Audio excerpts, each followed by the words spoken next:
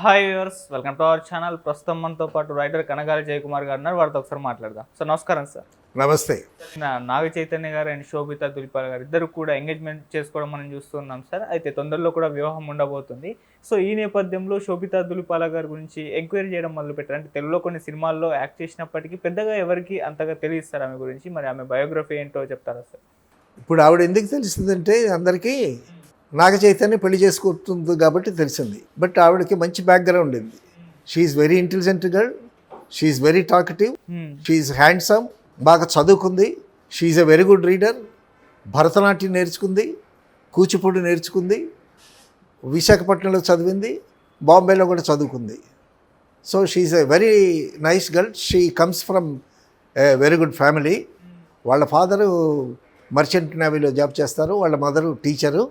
తర్వాత చిత్రం ఏంటంటే నాగార్జున మాజీ భార్య పేరు సమంత, ఈవిడ చెల్లెలి పేరు కూడా సమంత.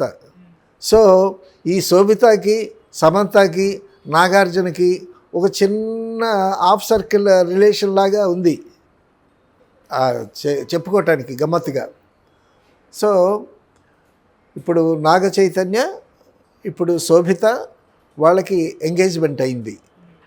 సో ఇది ఎలా ఉందంటే Naga Chaitanya first wife divorce ఇచ్చేసింది సమంత. ఇప్పుడు ఈవిడికి ఎంగేజ్మెంట్ అయింది, పెళ్ళి జరగబోతుంది. తర్వాత నాగార్జున గారు పెళ్లి చేసుకున్నారు. ఎవరు? లక్ష్మి అనే ఆవిడ పేరు లక్ష్మి అనుకుంటా, if I remember well. So ఆవిడకి విడాకులు ఇచ్చేశారు. ఇచ్చిన తర్వాత అమ్మల్ని చేసుకున్నాడు. సో ఆ వారసత్వం వచ్చిందని చెప్పుకోవాలి. ఆయనకి సెకండ్ మ్యారేజ్, ఈయనకు కూడా సెకండ్ మ్యారేజ్ కదా. ఆయన సెకండ్ మ్యారేజ్ సక్సెస్ఫుల్గానే ఉంది అమలుతో. ఈ మ్యారేజ్ కూడా చాలా సక్సెస్ఫుల్గా జరగాలని మనం ఆశిద్దాం. సో ఈ engagement because it is a second marriage కొంచెం మరీ ఆర్భాటం ఏం లేకుండా వాళ్ళ రిలేటివ్స్ని వాళ్ళని పిలిచి చాలా సింపుల్గా ఎంగేజ్మెంట్ చేశారు. సో నాగ చైతన్య మళ్ళీ కొత్తగా పెళ్లి కొడుకు కాబోతున్నాడు. So this is what about Naga Chaitanya and Sobhita. Sobhita వరకు వస్తే అమ్మాయి హాలీవుడ్ పిక్చర్స్లో యాక్ట్ చేసింది. తెలుగులో గూఢచారి అనేటటువంటి పిక్చర్లో యాక్ట్ చేసింది. అందులో అడవి శేషు హీరో అనుకుంటా. సో అతను కథ స్క్రిప్ట్ అంతా చేశాడు. సో అడవి శేషు స్పాటెడ్ హెయిర్. సో అక్కడ యాడ్స్లోనూ ఎక్కడో చూశాడు. చూసి అమ్మాయిని హీరోయిన్గా పెడదామని తనే ఇనిషియేటివ్ తీసుకుని ఆవిడని తీసుకొచ్చాడు. గూఢచారి అనేటటువంటి సినిమాలో యాక్ట్ చేస్తుంది. తర్వాత she's a very bright student. చదువులో కానీ ఆటపాటల్లో కానీ చాలా బ్రైట్గా ఉండేది అమ్మాయి. అమ్మాయికి ఒక కోరికంట ఏంటంటే నేను బాయ్స్ చేత ఎక్కువ మంది చేత ఆకర్షింపబడాలి అనేటటువంటి డిజైర్ ఉండేదంట.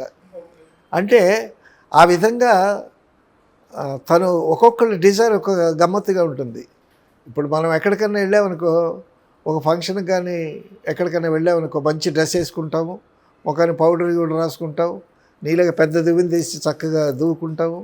సో షోక్గా ఉండటం అనేటటువంటిది ఒక సరదాది. అటువంటి సరదాకి బాంబేలో కాలేజీలో చదువుకునేటప్పుడు సో అందరూ నన్ను చూడాలి అనేటటువంటి డిజైర్. తర్వాత ఈ అమ్మాయి సినిమాలు చూసింది లేదు. అసలు నీ ఫస్ట్ సినిమా ఏంటంటే హ్యారీ పాటర్ అని చెప్పింది. హ్యారీ పాటర్ సీరియల్ వచ్చింది కదా, ఆ హ్యారీ పాటర్ తెలుగులోనూ ఇంగ్లీష్లో వచ్చింది. She speaks very good English, చాలా చక్కగా ఇంగ్లీష్ మాట్లాడుతుంది, చక్కగా మాట్లాడుద్ది. She's a talkative girl, very pretty. అన్ని క్వాలిటీస్, చాలా మంచి క్వాలిటీస్ ఉన్నాయి అమ్మాయికి. హాలీవుడ్ మూవీస్లో యాక్ట్ చేసింది, హిందీలో పెద్ద పెద్ద డైరెక్టర్స్ దగ్గర యాక్ట్ చేసింది, మలయాళంలో యాక్ట్ చేసింది. సో శోభిత అనేసరికి, శోభిత ధూళిపాళ అనేసరికి ఒక సాంప్రదాయం కుటుంబం నుంచి వచ్చినటువంటి అమ్మాయి ఏమో అనుకున్నారు ధూళిపాళ అనేసరికి. షీ హెయిల్స్ ఫ్రమ్ తెనాలి నుంచే వచ్చింది ఆవిడ అమ్మాయి. వాళ్ళ పేరెంట్స్ వాళ్ళంతా తెనాల్లో ఉండేవాళ్ళు, తెనాల్లో ఉండేది. తర్వాత వైజాగ్ వచ్చింది.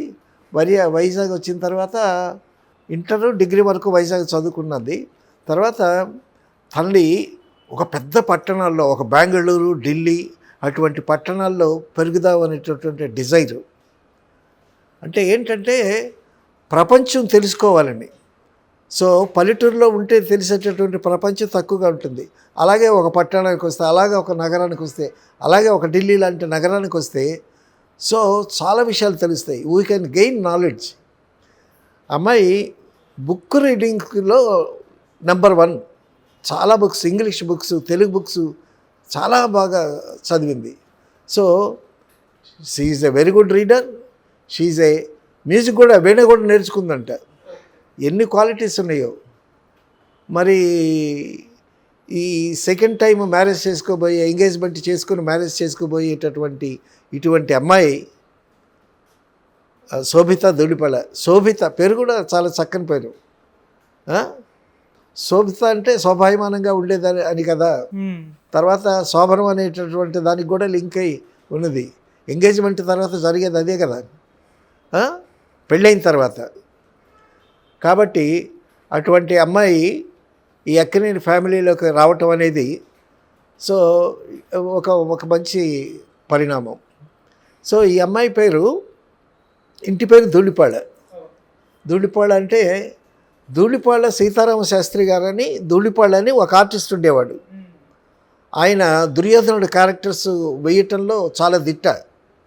రామారావు గారు ధూళిపాళని దుర్యోధనుడి క్యారెక్టర్ స్టేజ్ మీద చూసి అతన్ని సినిమాల్లోకి ఇన్వైట్ చేసి దుర్యోధనుడి క్యారెక్టర్ ఇచ్చాడు ధూళిపాళ గారికి. చాలా అద్భుతంగా చేశాడు ధూళిపాళ. అసలు డిక్షన్ కానీ, తర్వాత ఆ డైలాగులో ఎక్స్ప్రెషన్ కానీ చాలా అద్భుతం. ఆ సినిమాలో చాలా డామినేటింగ్గా కనిపించాడు ధూళిపాళ గారు. సో ఆయన నాటకాల్లో ప్రసిద్ధి. ఆయన మెడ్రాసులో ఉంటుండగా రామరావణ అని ఒక నాటకం, ఆ నాటకంలో లక్ష్మణుడి పాత్రకి ఎవరినన్నా ఒక కుర్రాన్ని వెతుకుతున్నారు. అప్పుడు నేను దొరికాను ఆయనకి.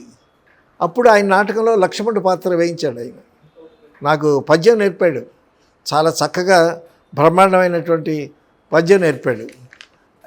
టాపిక్ వచ్చింది కాబట్టి, భరతుని రాజ్యమేలుమని భవ్య చరిత్రుని నిన్ను కానలన్ తిరుగక పొమ్మటంచు వినదెల్పిన క్రూరుడు తండ్రి అవునకో గురుతర బాహుదర్పమున ఉగ్రతరంబుగా వాని కంఠమున్ నరికెద తప్పని ఎంచక ఆనతీయుమా అని ఆ పద్యం. సో ఆ పద్యం నాకు నేర్పించాడు. సో ఆ ధూళిపాళ సీతారామ శాస్త్రి గారికి ఈవిడికి వెనక్కి వెళితే ఏవో రిలేషన్స్ కూడా ఉన్నాయి. సో శోభిత అనగానే తెలియలేదు, కానీ శోభిత ధూళిపాళ అంటే చక్కగా తెలుగు అమ్మాయి అని అనుకున్నాము. చాలా చక్కగా స్పష్టంగా మాట్లాడుద్ది తెలుగు. తర్వాత గూఢచారి సినిమాలో డబ్బింగ్ ఆమె చెప్పింది. సో చాలా స్మైలింగ్ ఫేసు, చాలా బ్రైట్ ఫేసు, ముఖం చూడంగానే చాలా తెలివైన అమ్మాయి అని అనిపిస్తుంది. తర్వాత అందగత్తెల పోటీలో ఇండియాలో సెకండ్ ప్లేస్ వచ్చింది అమ్మాయికి. సో వండర్ఫుల్ క్వాలిటీస్ అమ్మాయి. అసలు ఇప్పుడు మ్యారేజ్ అయిపోయిన తర్వాత ఫస్ట్ దిల్ రాజు వచ్చి వీళ్ళిద్దరిని బుక్ చేసేస్తాడు సినిమాల్లో. అయితే మ్యారేజ్ అయిన తర్వాత మరి ఈవిడ్ని సినిమాల్లో యాక్ట్ చేయిస్తారా, నాగార్జున గారు అమల గారు ఒప్పుకుంటారా, లేకపోతే ఏమన్నా కండిషన్ పెడతారా అనేటటువంటిది వేచి చూడాలి. సో వాళ్ళు ఎలవ్ చేస్తే ఒక మంచి నటి, తెలుగు నటి మన తెలుగు చిత్ర పరిశ్రమకి వస్తుందని ఆశించవచ్చు. Why? Because she is a very good dancer. Kuchipudi నేర్చుకుంది, భరతనాట్యం నేర్చుకుంది, ఫ్రెంచ్ వచ్చు, అన్ని లాంగ్వేజెస్ 5-6 లాంగ్వేజెస్ మాట్లాడుద్ది.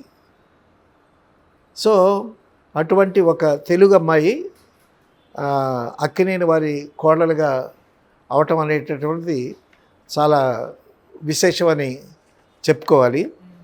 ఈవిడ తెలుగు అసలు సినిమాలు చూడలేదు. ఆవిడ సినిమాలు ఏమీ చూడలేదు.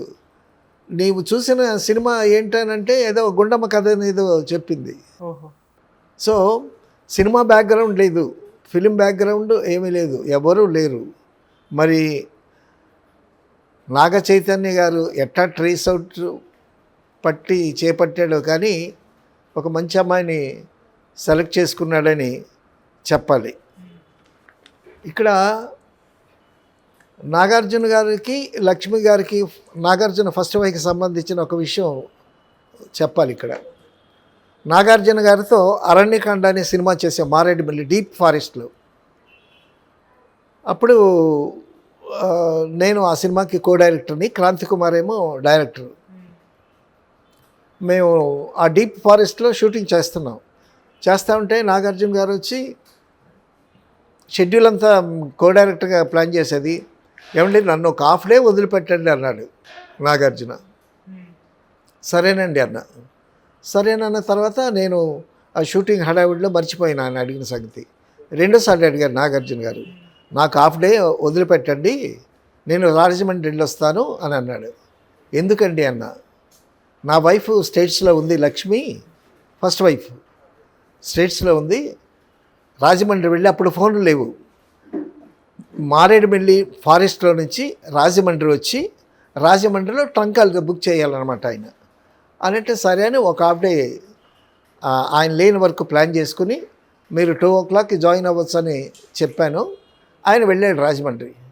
వెళ్ళి అట్నుంచి 2 o'clock వచ్చేసాడు. నేను ఆయన దగ్గరికి వెళ్ళి, సార్ హ్యాపీయా, మీరు మిసెస్తో మాట్లాడారా అమెరికా అది ఇది అన్న. లేదండి అని అన్నాడు. అదేమండి అన్న, ఆవిడ షాపింగ్కి వెళ్ళిందండి అని అన్నాడు నాగార్జున గారు. సో అప్పుడు ఆయన్ని చూసి అప్పుడే అరణ్యకాండ సెకండ్ పిక్చర్ నాగార్జున గారికి. సో క్రాంతి కుమార్ డైరెక్టర్, నేను కో డైరెక్టర్ని. సో ఆయన ఒక డిసప్పాయింట్ చూసి నేను అయ్యో అనుకున్నాను నేను. ఎందుకంటే మారేడుమిల్లి డీప్ ఫారెస్ట్ నుంచి రాజమండ్రి వెళ్ళి అక్కడ ట్రంకాలు బుక్ చేసి మాట్లాడేటప్పుడు మనిషి అందులో కొత్తగా మ్యారేజ్ అయిన టైం కదా. సో భార్యాభర్తలకి ఆ లవ్ అండ్ అఫెక్షన్ చాలా స్ట్రాంగ్గా ఉంటుంది. Okay sir, thank you so much sir. Thank you.